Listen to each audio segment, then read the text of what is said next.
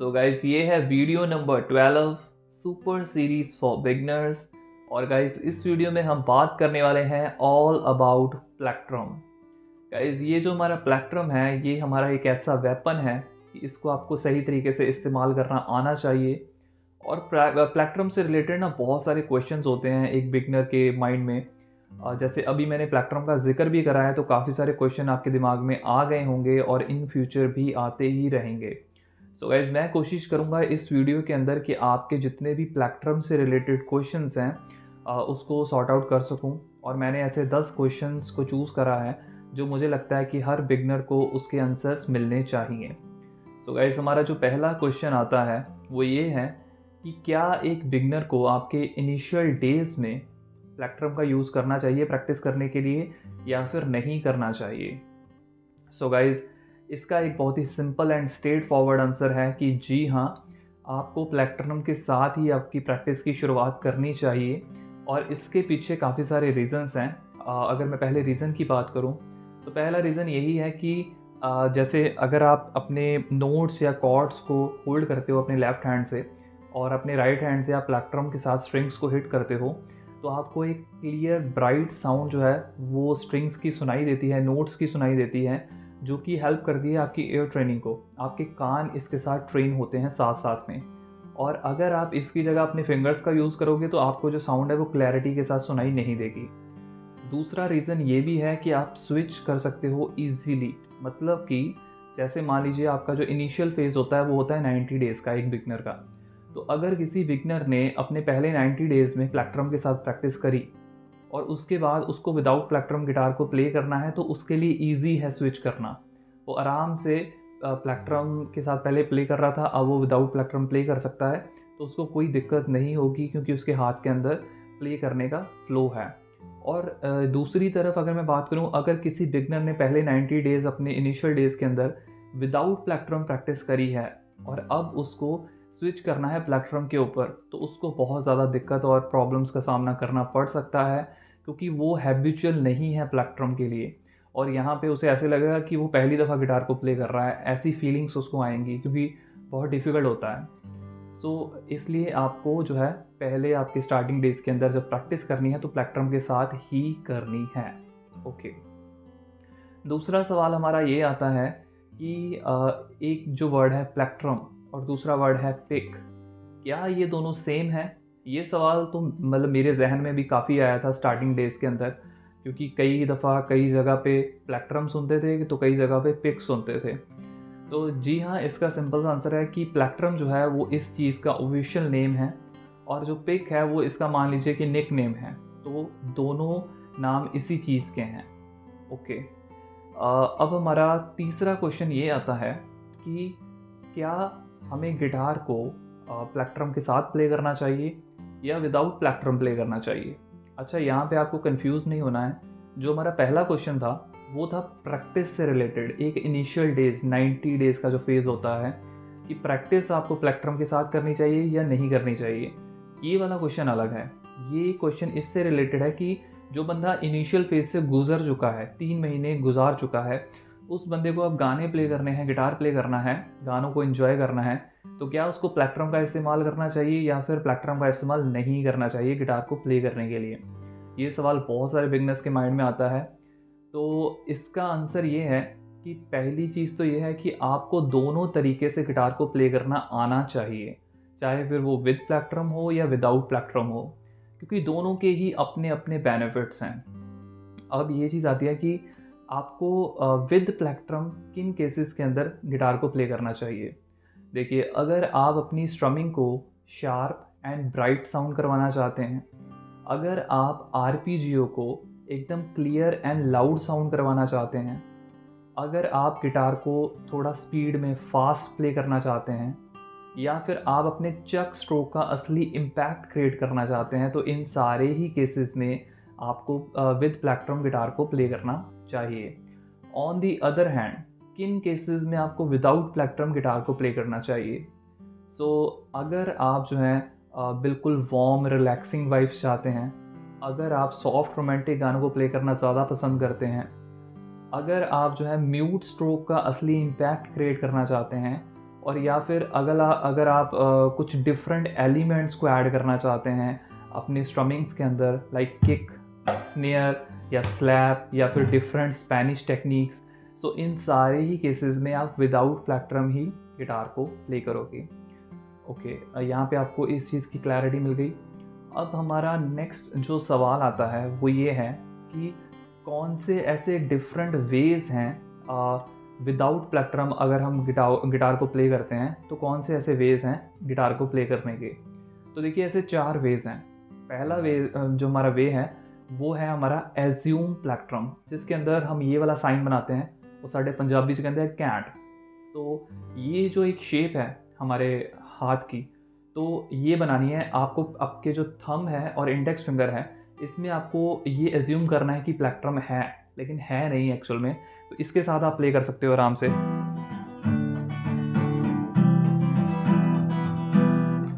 ये चीज़ हो गई। दूसरा वे है, इसमें भी आपको ऐसे करना है, लेकिन आपको आपकी इंडेक्स फिंगर और आपका थंब इसको जोड़ना नहीं है, दैट्स इट। इस तरीके से प्ले कर सकते हो, इंडेक्स प्लस थंब।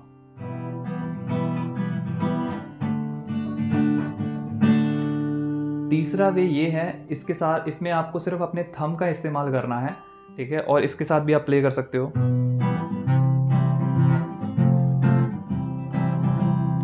और हमारा फोर्थ एंड लास्ट वे है फ्री स्टाइल, अपने फुल हैंड के साथ। इसमें आपको आपके सारे हाथ की फिंगर्स को हल्का हल्का टच करवाना है स्ट्रिंग्स के ऊपर, जिस तरीके से हम स्पेनिश में रूम्बा एंड ऑल प्ले करते हैं, तो इस तरीके से भी आप प्ले कर सकते हो।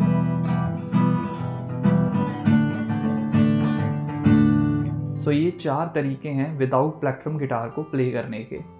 अब हमारा नेक्स्ट सवाल आता है कि ये जो हमारे डिफरेंट वेज हैं गिटार को प्ले करने के, इनमें से कौन से ऐसे वे हैं जिसके अंदर हम एलिमेंट्स को ऐड कर सकते हैं। तो देखिए जो हमारा पहला वे है एज्यूम प्लेक्ट्रम, इसके अंदर हम म्यूट स्ट्रोक को बहुत ही अच्छे तरीके से एग्जीक्यूट कर सकते हैं, जैसे कि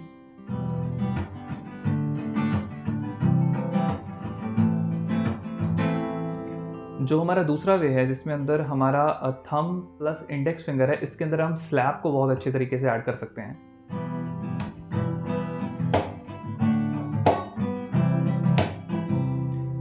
और जो हमारा तीसरा वे है हमारे सिर्फ थंब के साथ, ये थोड़ी सी अनकंफर्टेबल पोजीशन तो नहीं, अनकंफर्टेबल वे तो नहीं बोल सकता, लेकिन अगर आप लेज़ी हैं, कई बार ऐसा होता है कि हम गिटार बजाते बजाते ही बेड के ऊपर लेट जाते हैं और आराम से प्ले करना चाहते हैं, तो आप एकदम लेज़ी होके बहुत ही रिलैक्सिंग वाइब्स के साथ इसको प्ले कर सकते हो।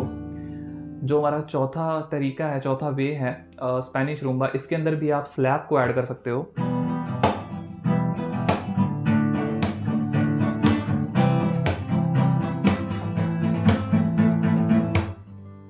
इसमें भी आप स्लैप को ऐड कर सकते हो। तो ये थे हो गए हमारे 4 वेज जिसके अंदर हम डिफरेंट एलिमेंट्स को ऐड कर सकते हैं। ओके, अब हमारा नेक्स्ट सवाल आता है कि कौन सी ऐसी डिफरेंट शेप्स होती हैं प्लेक्ट्रम की। तो अगर मैं शेप्स की बात करूं तो काफ़ी सारी शेप्स आती हैं, जैसे कि एक आती है टीयर ड्रॉप, एक आती है पॉइंटी एंड शार्प, उसके अलावा आपकी आती है जैज़ 3, और इसके अलावा भी आपकी काफ़ी सारी डिफरेंट जो है वो शेप्स आती हैं। लेकिन ये जो मैंने अभी आपको शेप्स बताई हैं, ये सारी आप ये बोल सकते हो कि थोड़ी सी अनकॉमन शेप्स हैं, मतलब ये आपको नॉर्मली मार्केट के अंदर मिलती नहीं हैं। इसके अलावा एक और अनकॉमन शेप है हमारी शार्क 10, तो ये शेप भी हमें नॉर्मली बाज़ार के अंदर नहीं मिलती है। जो हमारी कॉमन शेप्स हैं वो हैं स्टैंडर्ड 351 एंड ट्राइएंगल। तो जैसे कि मेरे पास ये प्लेक्ट्रम है, ये ट्राइएंगल शेप के अंदर है। हो सकता है कि आपके पास भी ट्राइएंगल शेप का हो या फिर आपके पास स्टैंडर्ड 351 हो, तो ये दोनों ही ज़्यादातर पॉपुलर हैं। और अब आप अगर पूछोगे कि दोनों के अंदर से दोनों में बेस्ट कौन सा है, तो यहाँ पे ये चीज़ है कि किसी को ट्राइएंगल शेप वाला जो है वो बेस्ट लगता है, किसी को 351 ही बेस्ट लगता है, जिस तरीके से आप हैबिचुअल हो चुके हो। मैं अगर अपनी बात करूँ तो मैं ट्राइएंगल शेप के साथ ही कंफर्टेबल हूँ 2011 से लेके अब तक। हाँ, बीच में ऐसे फेजेस आते हैं जब आपको 351 के साथ भी प्ले करना पड़ता है, क्योंकि आपको पता है कि एज अ गिटार प्लेयर अगर मैं यहाँ पे प्लेक्ट्रम को अभी बेड के ऊपर रख के अगर पानी पीने भी जाऊँगा तो बाद में गुम हो जाएगा, हमारा ये गुम बहुत जल्दी हो जाता है प्लेक्ट्रम। तो ऐसे केसेस भी आएंगे, कई बार हम गिटार प्ले करना चाहते हैं और हमें ये हमारा जो फेवरेट प्लेक्ट्रम है ये नहीं मिलता है, तो इस केस में हमें दूसरे प्लेक्ट्रम का इस्तेमाल करना पड़ता है। लेकिन मैं जो हूँ वो ज़्यादा कंफर्टेबल नहीं हूँ 351 के साथ, मैं इसी में ज़्यादा कंफर्टेबल हूँ। हो सकता है कि आप ज़्यादा कंफर्टेबल हों 351 के अंदर ही। ओके, सो अब हमारा नेक्स्ट सवाल ये आता है कि क्या हमें थिक प्लेक्ट्रम का यूज़ करना चाहिए या फिर हमें थिन प्लेक्ट्रम का यूज़ करना चाहिए। सो गाइज़, आपको हमेशा ही जो बिल्कुल एक थिन प्लेक्ट्रम होता है, बहुत ही पतला प्लेक्ट्रम होता है, उसका इस्तेमाल ही करना चाहिए। मतलब ये जो हमारा प्लेक्ट्रम है ये ऐसे मुड़ जाता है, ये फ्लेक्सिबल है। जो आपका थिक प्लेक्ट्रम होता है वो बहुत ही हार्ड होता है और बेसिकली वो अकोस्टिक गिटार्स के लिए नहीं होता। जो ये हमारे गिटार हैं इनके लिए नहीं होता, वो बेस गिटार्स के लिए होता है, जिसकी स्ट्रिंग्स भी मोटी मोटी होती हैं, जिसके अंदर हम सोलो लीड्स प्ले करते हैं, वो उनके लिए होता है, हमारे इन गिटार के लिए नहीं होता। लेकिन ऐसा ज़रूर होता है कि मेरे साथ भी ये चीज़ हुई थी स्टार्टिंग में, जब मैंने 2011 में गिटार लिया था। मेरा गिटार था गिब्सन का। तो उस समय जो शॉपकीपर था, शॉपकीपर ने जो मुझे साथ में प्लेक्ट्रम्स दिए थे वो बेस गिटार के दे दिए थे। मतलब बहुत ही हार्ड थे और प्ले करने में डिफ़िकल्टी आती थी, साउंड भी अच्छी नहीं आती थी। बाद में हमें पता चला कि ये तो इस गिटार के लिए है ही नहीं। सो आपको हमेशा बहुत ही पतला, बहुत ही बारीक प्लेक्ट्रम का इस्तेमाल ही करना चाहिए। ओके, नेक्स्ट हमारा क्वेश्चन आता है कि जब हम प्लेक्ट्रम के साथ गिटार को प्ले करते हैं तो हमारी साउंड जो है वो अच्छे तरीके से अचीव नहीं हो पाती या फिर बहुत लाउड साउंड आती है। तो इसके अगर मैं बात करूं प्लेक्ट्रम से रिलेटेड रीजंस जो हैं वो यही हैं कि एक तो आपका जो प्लेक्ट्रम है वो थिक हो सकता है, बहुत मोटा होगा, या फिर दूसरा रीज़न ये हो सकता है कि आप अपने प्लेक्ट्रम को बहुत ही ज़ोर से, बहुत ही टाइटली होल्ड कर रहे हो। आपको बहुत ही हल्के हाथों से होल्ड करना है, दैट्स इट। आपका जो साउंड है वो अच्छे तरीके से अचीव होगा। इसके अलावा भी रीज़न है डायनेमिक्स एंड ऑल वाले, लेकिन वो प्लेक्ट्रम का हिस्सा नहीं है। ओके, सो अब हमारे कुछ और सवाल हैं, जैसे कि एक और सवाल है ग्रिपिंग टेक्निक से लेकर। ग्रिपिंग टेक्निक हालांकि मैंने अपने जो स्टार्टिंग वीडियोस हैं उसके अंदर डिस्कस करी थी, लेकिन ये बिल्कुल एक फुली डेडिकेटेड वीडियो है प्लेक्ट्रम को लेकर, तो इसके अंदर भी डिस्कस करना बहुत ज़रूरी है। तो ग्रिपिंग टेक्निक क्या होनी चाहिए प्लेक्ट्रम की? तो देखिए, इसके अंदर आपको क्या करना है, आपकी ये जो 3 फिंगर्स हैं इसको आपको सी शेप में लेके जाना है, थोड़ा सा मोड़ना है। उसके बाद आपको प्लेक्ट्रम को सेंटर में रखना है और अपने थंब के साथ यहाँ पे होल्ड कर लेना है। ये आपने कर लिया, यहाँ पे सी शेप है फिंगर्स की, और आपको आपकी जो फर्स्ट फिंगर है और सेकंड फिंगर है इसके अंदर थोड़ा सा गैप लेके आना है, दैट्स इट, थोड़ा सा। ये आपकी ग्रिपिंग टेक्निक होनी चाहिए। अब ये जो मैंने आपको ग्रिपिंग टेक्निक बताई है, हो सकता है कि आपके लिए ये कंफर्टेबल हो या ना हो, या स्टार्टिंग में तो आप कोई भी चीज़ करते हो तो आप उसमें कंफर्टेबल नहीं होते हो। धीरे धीरे चीज़ की हैबिट बनती है और धीरे धीरे ही हम कंफर्टेबल होते हैं। तो हो सकता है कि आप किसी और तरीके से अपने प्लेक्ट्रम को होल्ड करते हो इस समय, तो वो भी सही है, वो गलत नहीं है। लेकिन मैं अपनी टेक्निक बता रहा हूँ कि जिस तरीके से मैं अपने प्लेक्ट्रम को होल्ड करता हूँ। ओके, अब हमारा एक लास्ट सवाल आता है जिसका आंसर भी मैं ऑलरेडी आई थिंक कर चुका हूँ अपनी इस सीरीज़ के अंदर। वो है कि हमारी जो प्लेक्ट्रम की पोजीशन क्या होनी चाहिए जब हम डाउन स्ट्रोक या अप स्ट्रोक को प्ले करें। तो इसका आंसर हमेशा से एक ही चीज़ में रहा है, वो है स्पून टेक्निक। मैं हमेशा स्पून टेक्निक का उदाहरण देता हूँ। लास्ट टाइम आई थिंक हमने राइस खाए थे स्पून के साथ, इस बार हम गाजर का हलवा या खीर खा लेते हैं। तो मान लीजिए अगर मैं गाजर का हलवा खा रहा हूँ और ये चम्मच नीचे से ऊपर को आ रहा है लाइक दिस, तो आप सिर्फ और सिर्फ ये जो चम्मच है इसकी डायरेक्शन देखिए। अब हम इस स्पून को रिप्लेस कर देते हैं हमारे प्लेक्ट्रम के साथ।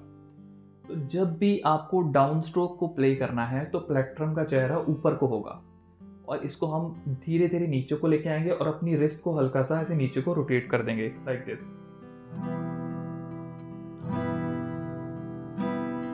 और जब हमें ऊपर को आना है तो हमारे जो प्लेक्ट्रम का चेहरा है वो नीचे को होना चाहिए, जैसे अभी ये है। तो अभी हमें हाथ को हल्का सा ऊपर को रोटेट करना है।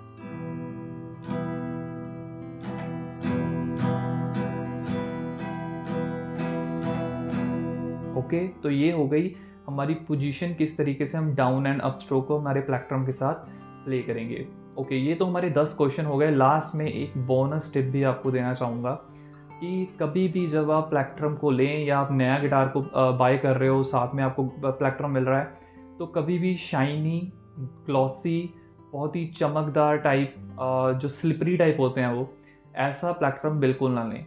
आपका प्लेक्ट्रम ऐसा होना चाहिए जिसके ऊपर आपके कंपनी के जो हैं वो इनिशियल्स आपको दिखाई दें। जैसे ये मेरा प्लेक्ट्रम है, इसके ऊपर लिखा हुआ है डेलरिन, और जिन जिन के प्लेक्ट्रम के ऊपर डेलरिन लिखा हुआ है वो मेरे को कमेंट सेक्शन में बता सकते हैं कि आपका भी सेम कंपनी का प्लेक्ट्रम है। तो इसके ऊपर डेलरिन लिखा हुआ है, और ये जो इनिशियल्स हैं इसको मैं अपने फिंगर्स के साथ फील कर सकता हूँ, और ये चीज़ बहुत हेल्प करती है आपको ग्रिप देने में। जब आप चक स्ट्रोक्स को प्ले करते हो तो ये बहुत ही अच्छी चीज़ है, आपके फिंगर टिप्स बहुत ही अच्छी तरीके से ग्रिप हो जाती है इसके साथ, लाइक दिस।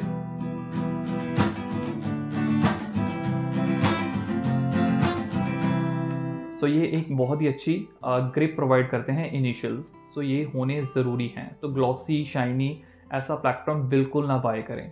ओके, सो ये था इस वीडियो में प्लेक्ट्रम से रिलेटेड जितने भी हमारे सवाल थे। तो अगर आपका कोई सुझाव है, कोई भी फीडबैक है, तो आप मेरे को कमेंट सेक्शन में बता सकते हो, या फिर आप मेरे से इंस्टाग्राम के ऊपर भी कांटेक्ट कर सकते हो। सो गाइस, जाते जाते यही कहूँगा कि ये आपका बहुत ही अच्छा वेपन है, इसको सही से इस्तेमाल करें एंड अपना गिटार उठाएं और प्रैक्टिस शुरू करते हैं।